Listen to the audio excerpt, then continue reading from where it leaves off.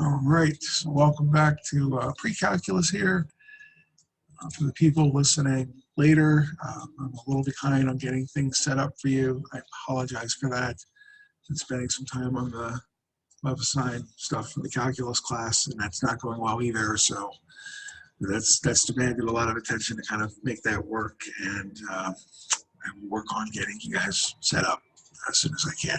So there's been a lot of motion on that, but I really want to get you guys at least a quiz that I'm calling it a quiz because you're gonna have to log on to Respondus to get it set up, but just so you can go and have it felt out so that you know what you're in for and you have it and you check that it's working and all of that. So that's what the quiz I promised you last week, that's what that was for, and I still have to put that up for you. So I'm aware of that, and I'll get on it.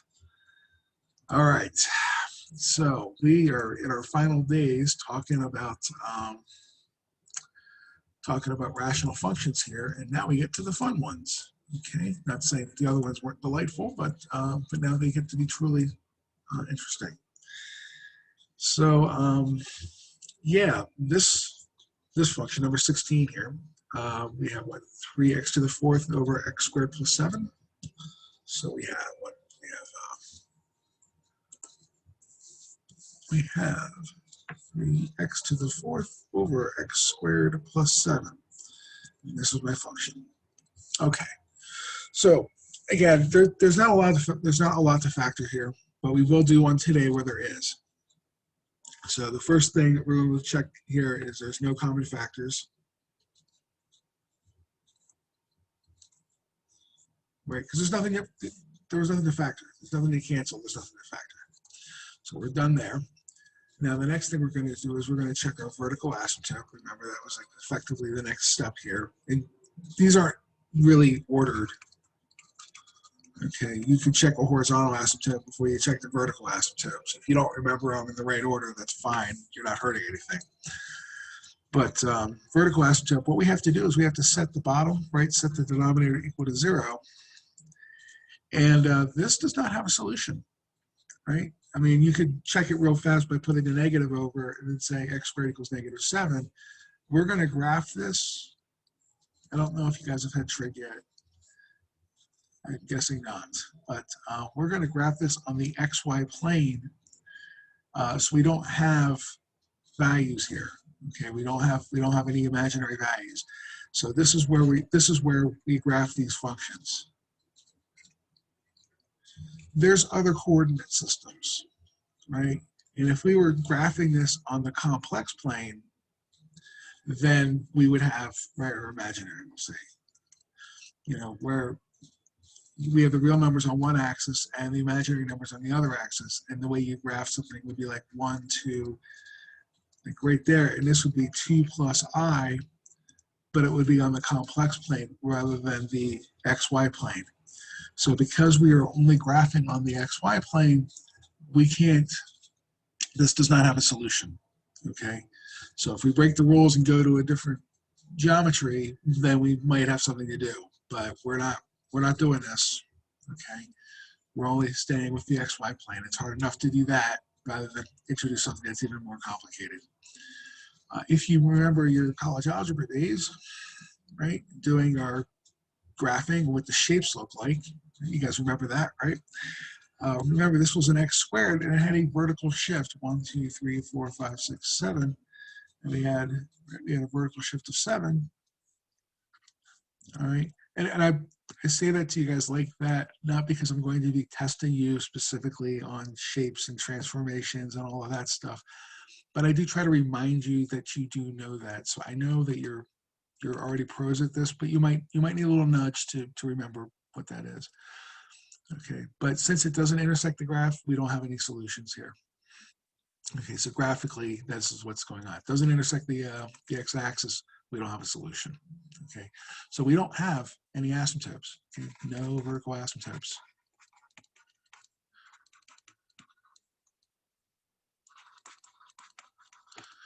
All right. So remember, we do the horizontal asymptotes, right? That was our second. That was our. I don't know if you want me to call this 1 or 2. We've been calling it 0, so I'll keep doing that.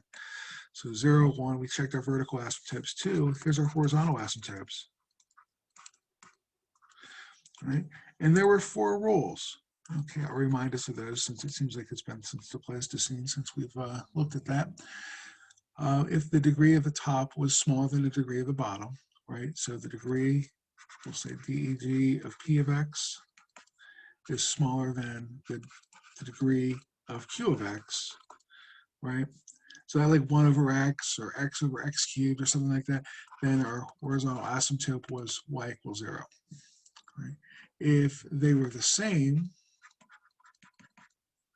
is equal to the degree of Q of X. So the top degree and the bottom degree are the same size. They're both X squared, they're both X, they're, then we had Y was equal to AN over BN. This is the leading coefficient of the numerator. This was the leading coefficient of denominator. Okay, so we're just going over that because we did cover it last week, but I know that reminder is good. So if you need like legible notes, go back to last week's videos. Okay, so the degree of P of X and Q of X are the same. We take the ratio of their coefficients and we go with that. If the degree of P, if the top is one larger, right? The degree of the top is 1 larger than the degree of the denominator, right? Then we had to do division, right? We had to do polynomial division.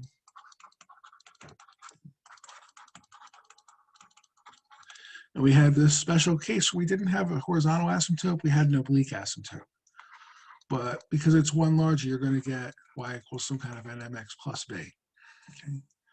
And then finally, if the degree of the numerator is 2 or more, larger than the denominator, so the degree of your numerator is 2 or more, larger than the denominator, okay, then we have no asymptote.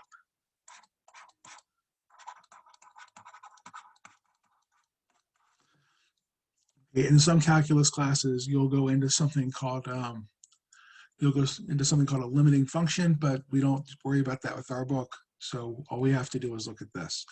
So of the 4 rules we have here, since the top is 4 and the bottom is 2, that is 2 larger. We have a perfectly good rational function here and no asymptotes, either vertical or horizontal. We're just done. Okay, there's no asymptotes in this function whatsoever. There's no horizontal. It's going to look a lot like an x squared, right? Because x fourth divided by x squared is going to be an x squared. But it'll have some weird little wiggles in the middle here that we have to deal with. But that's what we're effectively dealing with. Okay, so when I go back to this thing here, it says equation of the vertical asymptote, well, none. And then again, I have trouble with your book because you either have a horizontal or you have a heat slant or you have an oblique. Okay, you won't ever have yes to one and yes to the other. Okay, it just doesn't happen. I mean, again, I guess we could make a place where it does, but we really have to work at putting that together. All right, so write your x-intercepts as an ordered pair. Write your y-intercepts as an ordered pair. Okay, so going back to intercepts, remember this is just a way of the variables take turns being 0. Okay, so when x is 0, that gives us our y-intercept when y is equal to 0. Right? Find x-intercepts. Right? Set y equal to 0 and solve. Okay. So what we're going to do is we're going to go back to our original function, 3x to the 4th divided by x squared plus 7.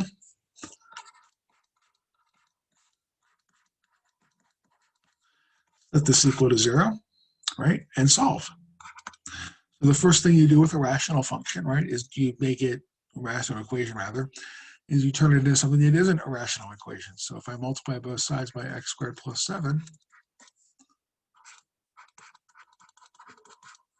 right, then that all cancels, doesn't it, right? We don't have to worry about that anymore. All right, so the only thing we have left here, right, is 3x to the fourth equals 0. And this is, I mean, this is rather anticlimactic, isn't it? We just divide both sides by 3 and get x to the fourth is equal to 0. Take the fourth root of both sides and get x equals 0. Okay, so there's really, that's all there is to that. So what was y? Y was 0. So we have a x-intercept at 0, 0. Okay, delightful. All right. I suspect that it just touches there because if you look at all of these problems, right, 3x to the fourth, that's going to be a positive number. X squared plus 7, x squared is positive, add 7 to it, that's still positive. So we have positive things over positive things. So I suspect it's going to bounce at 0, 0, and we're not going to have to worry about negative numbers in this problem at all. Okay. And then when they want to know what y asymptotes are, okay, what's the y asymptote, or not asymptote, what's the y-intercept? So y-intercept, we set x equal to 0 and solve. This is usually a lot easier. So we have 3 times 0 to the fourth, then we have 0 squared plus 7. Well, 3 times 0 is 0 over I don't really care, and we still get 0. Okay, so remember, right, this one is undefined. Okay, this one is 0. Okay, so the 0 is on top, we get 0. 0 on the bottom, we get undefined. So why would that work that way? Right, 7 over 0, what would you want this equal to? You want it equal to 0? Well, if I multiply, you can't really do this, but if I multiply 0 by both sides, right, just following this through, then we'd end up with that. Whereas here, multiply 7 by 7 on both sides, we can do that. That's that. And this makes perfect sense. So if you have 0 over something, check it before you write down the 0. Or if you do write down the 0 and say, I'm not really sure, these always confuse me. Put the 0 on the other side and see what happens. You get this, you wrote down nonsense. This one, that works. Okay, so we end up with 0 over 7, we get 0. Okay, so same point, we don't have to worry about that. So we write down our equation here, we just get 0, 0, and then 0, 0. All right. And of course, they're going to tell us graph it. Oh, they don't even tell us to graph it. They just say, which one do you want? All right, well, I guess we're torn between this guy and this guy. I can't pick the ones with the negatives in them. Right? You can't pick the ones with negatives. Let's see. Well, right, if I check x is equal to 2, we should get something around 4 here. If we check x is equal to 2, we get something that's bigger than 8. So I think that's the only way to really go to check this one is just plug in 2 and see what happens. And we're going to pick the one that is right based off of that. All right, so we have, what's f of 2? So we have 3 times 2 to the fourth, and we have 3 squared plus 7. Okay, so 2 to the fourth, what's 2 to the fourth is 16. So we have 3 times 16 up here, and then 3 squared is 9 plus 17. All right, and then what is that going to be? So we have 18 and 30, so that's going to give me 48, and then now I've got to do the hard one, which is to add 9 and 17, so that's only 26. That looks like 2-ish to me. All right, that's about 2, right? So let's see, we got 2. We're going to pick this one. I kind of suspected it was this one anyway, because the bigger power you have, like the flatter this thing gets over here. But there's only one way to really be sure. And if you were doing this on a quiz, I would really want to be sure. So get 1 test point, and then we're fine. Okay, they're both even, right? That function is even. That didn't help. They both have symmetry. So there we go. All right. All right, let's find an equation of the function that meets these conditions. So we have x-intercepts at 4 and -1. Okay, so when x is 4, y is 0. When x is -1, y is 0. We have a vertical asymptote, right, at x equals 1. And we have a horizontal asymptote, and we have a y-intercept at -4. So let's see if we can't construct a function that will do this for us. So intercepts. We don't have to care about the denominator at all with an intercept, do we? Because the first thing we do, right, is we take our p of x divided by q of x, we set equal to 0, multiply both sides by q of x, and then we just have where's p of x is equal to 0. And we have x equals 4 and x equals 1. So let's put these back. So x minus 4, x minus 1. Those are my, oops, equals -1, right? -1. So we'll put them back on the other side. That's a negative. Put these back on the other side. So whatever the top has got to be, it's got to be x minus 4, x plus 1. Okay. Now we only have one vertical asymptote. So I know I've got an x minus 1 on the bottom. However, I know that my horizontal asymptote is y is equal to 1. So this function, right, the ratio of the top and the bottom have to be the same, and I only have one vertical asymptote. It didn't say anything about holes, so I need to double up there. Okay, because I don't have another place where it crosses, and it doesn't say a hole, and I can't put a number in here somewhere. Okay, so that's excuse me, that's how I know that this is going to be a 2. This is because we only have the one asymptote. Horizontal asymptote has to be a 1, so this is going to end up being a x squared divided by an x squared. That's how we know the horizontal asymptote has to be, they have to have the same degree. Okay, and then y-intercept, we're going to get 0, -4. So, I think we have a sign in here. So if I plug in 0, right, we get 0 minus 4. We get 0 plus 1. Oh, we have 0 minus 1 squared. Okay, so we're okay. Okay, I was wondering if we had a sign issue in here. But we have -4 times 1, -1 here, square it, 1, we still get -4. So we don't have to do anything. Our conjecture so far has been up to there, where it looks like we're fine. It looks like the function choices we have, let's just double check this. So we have x squared minus 4 plus 1, so it's going to be minus 3x minus 4, yeah? Divided by x squared minus 2x plus 1. All right, they want this I would say normally I would never suggest that you multiply this out, but looking at the answers that we have as options, they want to multiply it out. Okay, fine. Oops, is that? Yeah, that's -2. Okay, x squared minus 2x plus 1, x squared minus 3x plus, that looks like that matches. All right, so we'll go ahead and check and then move on for another one. All right, I want to make sure we actually get to, I know we have a lot of time left, but I still want to make sure we get to one that has a hole because we might talk about this one for a bit longer. Okay, so number 16 here, jumping around. This is 2x plus 10 divided by x squared plus 9x plus 20. So when I'm looking at this, the first thing that comes to mind is that, well, it's a rational function, but I could factor this bottom here, right? I can factor this to figure out where the intercepts are.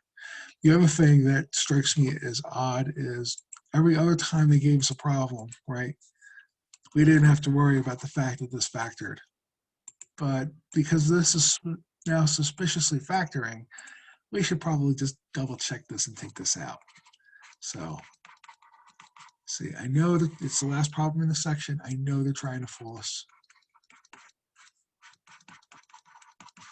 Right, x squared plus 9x plus 20 factors to these things. Double checking it, yeah. And you say, wait a minute, look at this. Right, I should do it in a different color.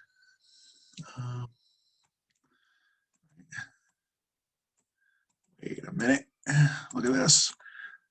This one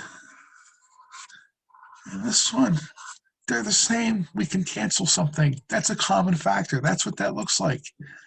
Okay, 2 over x plus 4. But x cannot equal -5. Okay, so when they ask us about our domain, can't include -5 in there because the original function is back to here. Okay, so you always have to go back. That's an I, or a satellite, but you always have to go back to the original function and check the problem. And if I put x equals -5 in there, we get a 0 over 0. So that's not part of the domain. Okay. So the other place where it has an asymptote now, because this one didn't cancel. So this is where the hole is. And x equals -4, that's where the asymptote is. All right. And if I was going to have to draw this thing by hand, and eventually we will go back to, stuff. The way I would draw it, all the action is taking place on the negative side. So I would make sure that the third or the second and third quadrant are the thing that's in the middle of the page, because that's what you want to focus on. Okay, so that's something, I know a lot of you are going to go into other science classes where drawing is going to be important. Other engineering classes, drawing is going to be important. Put the focus, right? All the interest is going to happen on quadrant 2 and quadrant 3. So we'll try to center it for that. I can't look ahead a little bit. I'm normally not that clever. Okay. So let's see here. What is a domain? Oh, really? Yes, really. Okay, would you rather be $5 in debt or $4 in debt? I'd rather be $4 in debt than 5. So -5 is a smaller number. Negative infinity up to -5. Union, -5 up to -4. Union, -4, and then we have clear sailing the rest of the way. Okay, so -5, negative infinity up to 5, skip over 5, go up to -4, skip over 4, and then just get the rest of the numbers. All right, so that's how you're thinking about that. I apologize. I know this is, tedious. What are we up here? -5, -5. All right. Union. All right, we have -5, -4. All right. Union. And then skipped over -4. Oh, I want to give me an ordered pair. Give me an interval here. -4 and beyond. All right, so there's our domain so far. Oh wow, we get to check our answer every time. Lovely. Okay. Simplify the rational function. Okay, so here's I noticed this on students a lot, is that we canceled.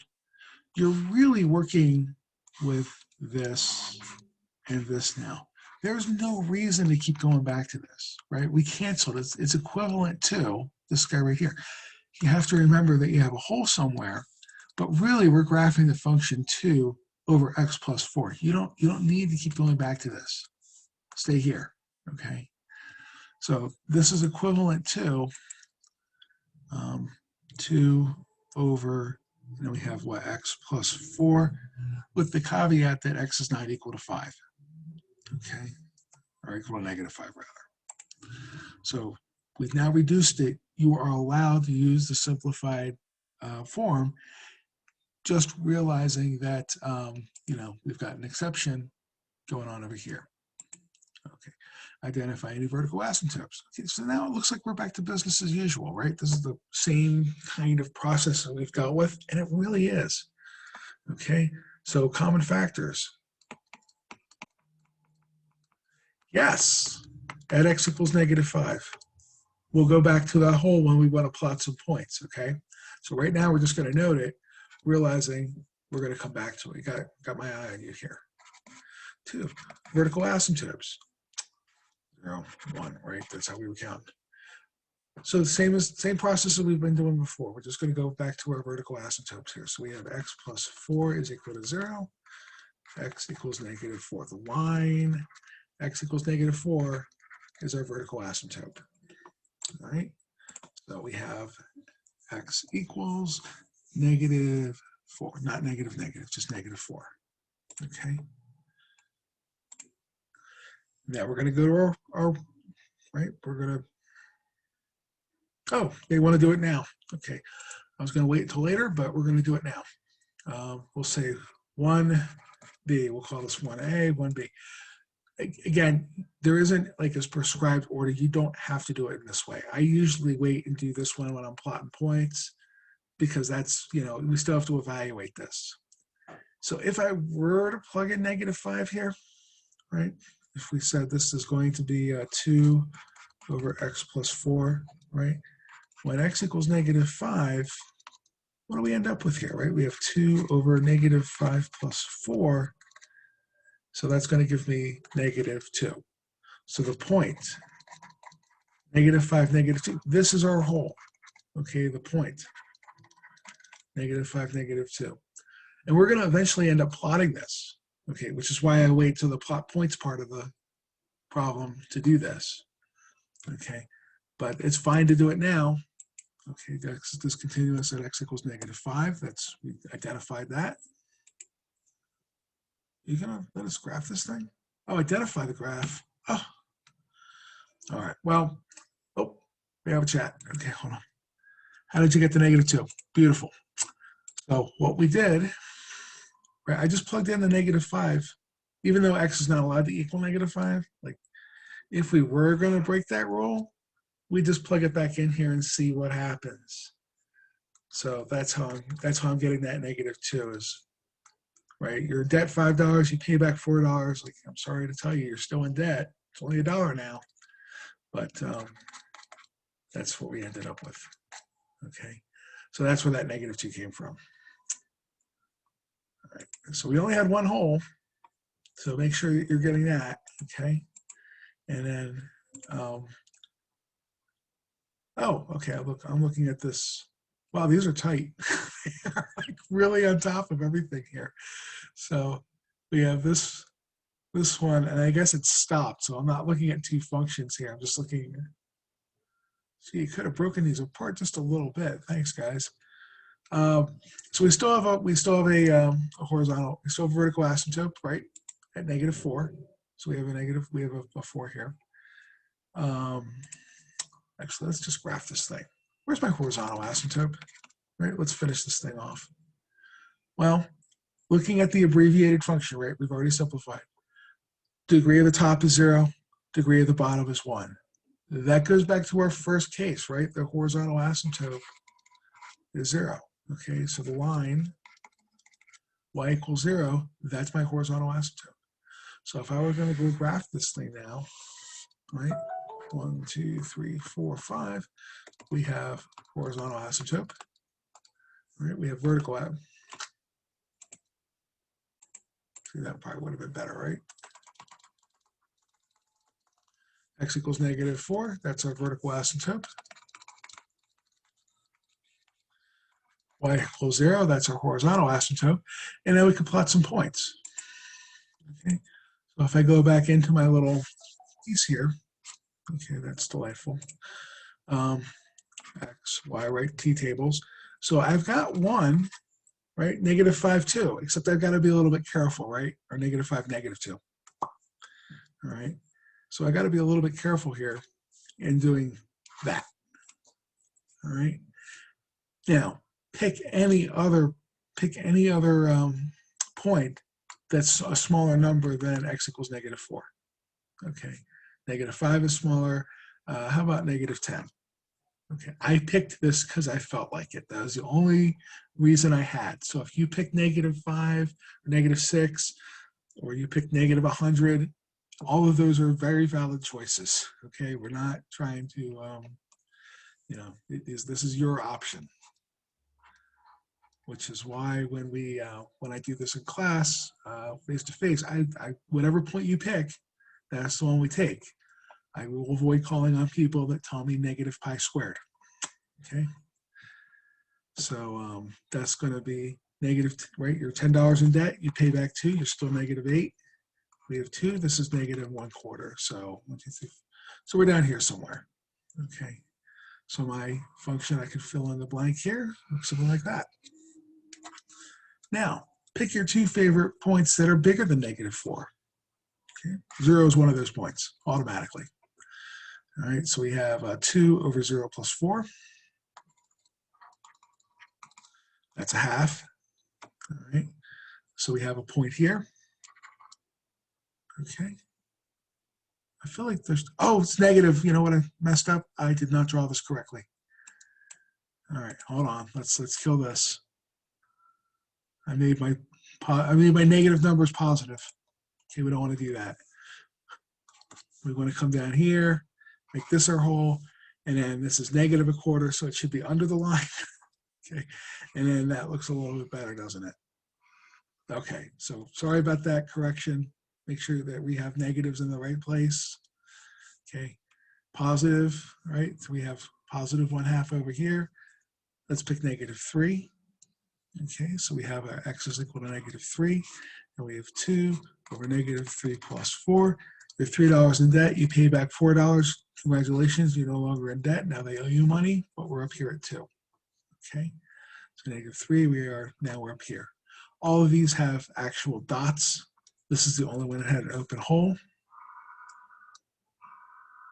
And then we have our 10 that goes through that point. And then we have our points there. Okay, if you had to graph this by hand, this is what you would do for it. Okay, but since we get to pick which one we want here, that's fine. Okay, we know what's going on here, right? We know it looks more like this piece here, right? So we're down here with the the negative hole here, right? And we check to see which side things were on, so we're okay with choosing that one. Okay, they don't make you graph that. Okay, I don't think we've done with the oblique asymptote yet. We should probably do that. Do we have one? Look at that. No, we don't. This has a hole. Oh, that's sad. Do we have any that have an oblique asymptote?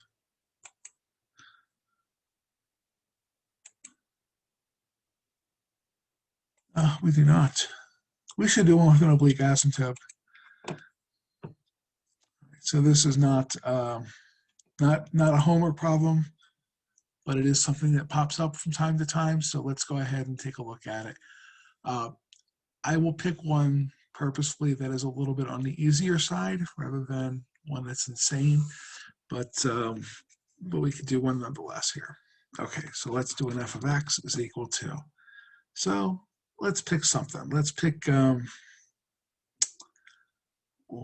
about we do something like, I want something that'll factor, so we'll do something like, it will factor, but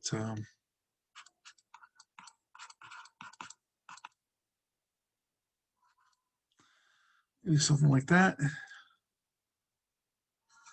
I think that'll factor, right? That's going to be two things that multiply out to 9 that add up to -10. So x equals -3 and -3, or not that, but oh no, -9 and 1. That'll do it. That'll multiply out to 10, or that'll add up to 10, -10, and do that. So we're okay there. And let's just do an x minus 2 here. Okay. So if we were going to graph this thing, okay. Well, we have a vertical asymptote. Well, actually, let's check to see if we have common factors, right? Because we can't factor this. Okay, you can tell that by looking at it, right? I'm kidding you. I know we can't. But the way you factor this, right, is we're going to use something called the AC method, which means we multiply the first and the second. The first one and the last one together, we got 9. I need two things that multiply out to 9 that add up to -10. Right? So we're going to say this is 3x squared minus 9x minus 1x, right? $9 in debt, and then spend another $1, you're still $10 in debt, plus 3. Okay, then we group these together and group these together. So we get 3x and x minus 3 minus 1. And then we're going to change the signs. Okay, so this negative x, if I pull the -1 out, turns it positive. This 3, because I pulled the -1 out, turns it minus. All right, so because I'm pulling this -1 out of both terms, it's going to change both of my signs. All right, so now when I go to factor this, we have x minus 3 and a 3x minus 1. All right. So that's the factored form of the top. And we're checking, what, does x minus 2 go into that? No.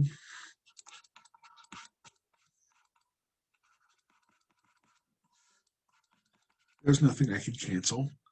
So we checked for common factors. Okay, we had to do that this time.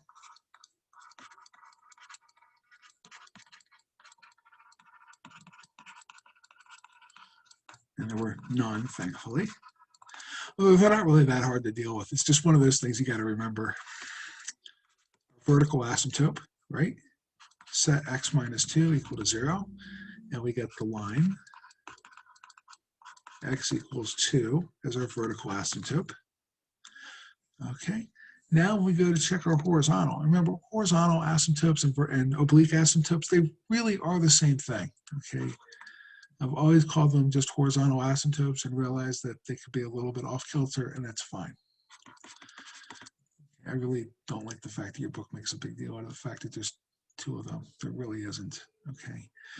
So now we're in this position where the top is one larger than the bottom. Like, oh dear. Oh no, we have to worry about this. So x2 divided, right? You haven't done this since intermediate algebra, right? 3x squared minus 10x plus 3, yeah? Yeah. And we have to divide. So how many times does x go into 3x squared? And that would be 3x times, yeah? If I multiply this, right? If we multiply these together, we're going to get 3x squared minus 6x here, right? And we have to subtract. That's how long division works. You got to subtract. So if these don't match, you screwed up. Okay, and that happens. Okay, sometimes you don't quite get this guy to come out quite right. 3x squared minus 3x squared is 0. Negative 6x minus a negative 6. Be careful with the signs here, right? That's going to turn this into positive. So we have negative 10 plus 6. We have plus 4x plus 3 here. All right. Oh, that should be negative. That should be positive, rather. It should be negative. Okay, good catch. That should be negative. Negative 10 minus a negative 6, negative 4. Okay. And now we're going to figure out, well, how many times do x go into negative 4x? That's going to be minus 4. So this is going to be negative 4x plus 8. Okay. So negative 2 times negative 4 plus 8. Okay, I should have done that in red. But we're going to subtract. All right, we're subtracting that. So negative 4 minus a negative 4, that's 0. 3 minus 8. We don't really care what that is. It's just minus 5 as a remainder. Okay, you could do it this way. You could break this apart and say, well, this is the function 3x minus 4 minus 5 over x minus 2. This is not the way your book tells you how to do this, so I'm not going to worry about it too much. But you could get away with, taking this function, graphing this function, and then subtracting the two of them, and that would work out. Okay, so our oblique asymptote, right? When we're on our horizontal asymptote, y equals 3x minus 4 is our oblique asymptote. All right. Now we go to graph this thing. All right. Let's see what we have here. We have x equals 2, and we have this business here. So we're going to have a thing going on like this. All right. So x equals 2 is our vertical asymptote. Can be taught. Remember, 1, 2. Okay. Sorry about the heater. 3x minus 4. Well, we just have to graph the line 3x minus 4. You could do that, right? When x is 0, we're down here. When x is 4/3, right? When x is 4/3, and we get y is equal to 0, right? We can do this.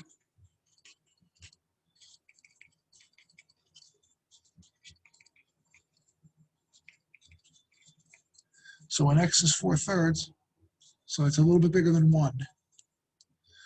All right, so it's bigger than 1. Here's our oblique asymptote. Right? Here's the line y equals 3x minus 4. Here's the line x equals negative 2. All right, now all the easy parts are done. Okay, what we have to do for the next part is we have to pick 2 points in each region. And when I say 2 points in each region, I mean use the vertical asymptote to divide your group. So we need stuff that's either bigger than 2 or smaller than 2. Okay, and what I have to do is I have to make sure, like, well, what I'm checking, is it up here or is it down here? Okay, so the value I get is actually an important thing. So let's pick our favorite number that's smaller than 2. Oh, zeros. Zeros are smaller than 2. So what's f of 0? And we're just going to go through and plug that in here, right? We're going to say, oh, well, let me write down the function down here. This is 3x squared minus 10x plus 3 over, what was it, x minus 2? So if I plug in 0 here, right, we're going to get 3 on the top and negative 2 on the bottom. That's negative 1.5. Is negative 1.5 a bigger or smaller number than negative 4? Well, I'd rather be $1.50 in debt than $4 in debt, so it's a bigger number. We're up here. Okay, that's negative 1.5 here. Pick your second favorite number that happens to be smaller than 2. 1. I like 1. 1's good. Okay. F of 1, right, is we get 3 minus 10 plus 3. 1 minus 2. Okay, so 3 and 3 make 6. Right? 6 minus 10, negative 4. 1 minus 2, negative 1. We're up here at 4. So whatever line I have is a little bit negative still. It doesn't cross the axis till 4/3, a little bit bigger than 1. That's where it crosses. So even though my drawings suck, I know that I'm up here somewhere. I'm above this point here. So when I go to break this in, right, we're going to, and eventually you're going to hug your asymptote. Okay, the line is going to get closer and closer and closer to this. And right now we're not worried about how fast that happens. We're just worried that it does happen. Okay. And then over here, right, pick your 2 favorite numbers that happen to be bigger than 2. 3, I like 3. 3 is a nice number. So 3 times 3 squared minus 10 times 3 plus 3. Okay, 3 minus 2. All right, I'll do the hard part. 1. I'll let you guys do the easy part here. So what is this? This is 9 times 3 is 27 minus 30. Oh, plus 3. 30 minus 3. Oh, that was nice. So what is it? 3, right? We're at 0. And pick your next favorite number bigger than 3, or bigger than 2 rather. It'll be 4. So we have 3 times 4 squared minus 10 times 4 plus 3. On the bottom, we have 4 minus 2. Okay, what is this going to be? 48 minus 40 plus 3. 2 on the bottom. Okay, we just did 3 times 16 earlier. That's why I remembered that. So 48 minus 40 is 8. 8 plus 3 is 11. Divided by 2, it's 5-ish, 5.5. Okay, so, oh, now we have to figure this. Wait a minute. Did I do this right? Yeah, I think I did. Okay, 5.5-ish. So here we are, 4. Now, is 5.5 a bigger or a smaller number than where we are in the asymptote? Okay. Do you remember what the asymptote value was? I don't. I think it was 3. It was 3x minus 4, right? Yeah. So if I plug in 4 here, is it going to be bigger or smaller than 5.5? 3 times 4 minus 4. So we have 12 minus 4 is equal to 8. So when I graph this thing with my crummy drawing, I know that 5.5 is a smaller number than 8. I know you guys all know that too. So when I go to graph it, it's going to be somewhere here, but it's smaller than, right? We don't need this anymore. It's smaller than the asymptote value. Okay, because I didn't check to see if this thing crossed its asymptote yet. Okay, pretend it goes through those lines. Okay, and again, your function wants to hug the asymptote. It's not going to go further away. All right. One of the things I see students do when they draw this is they'll draw their little, thing here, and they'll have their piece here, and then they get real careful and they just draw it like that.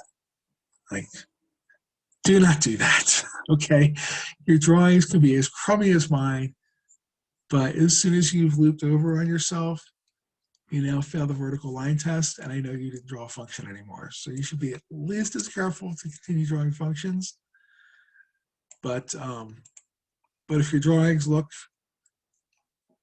I know mine are probably the worst. Okay, of all the people that are drawing this, mine is probably in last place as far as like which kindergarten person can color in the lines. I was not one of those kindergarten people. I still remember my kindergarten teacher telling me I would not amount to anything because I could not color in the lines or cut and paste properly. So this is before cut and paste was a computer thing. This was when you actually use scissors and paste. I was have that kid in the corner eating it, but that was not me. All right. So there's a function. Okay, that's what we do. So do you want to check to see if it crosses its asymptote? I know everybody's saying no. We'll confess to killing Lincoln at this point before you make us do one more math problem. Okay.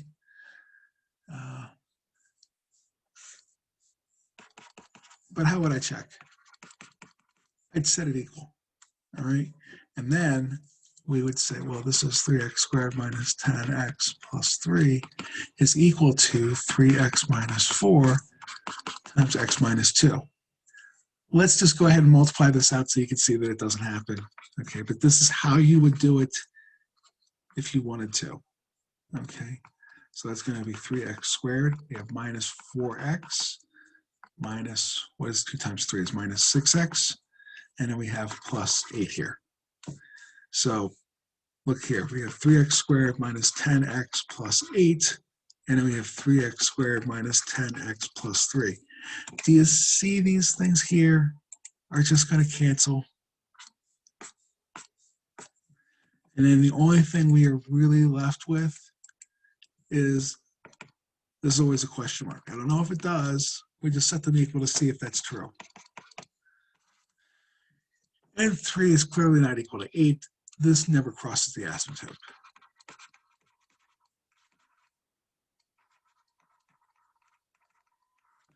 All right, I'm not always going to ask you guys, actually in your book, I'm not going to ask you this at all because it's not fair to give you a problem like this that you don't get a chance to practice.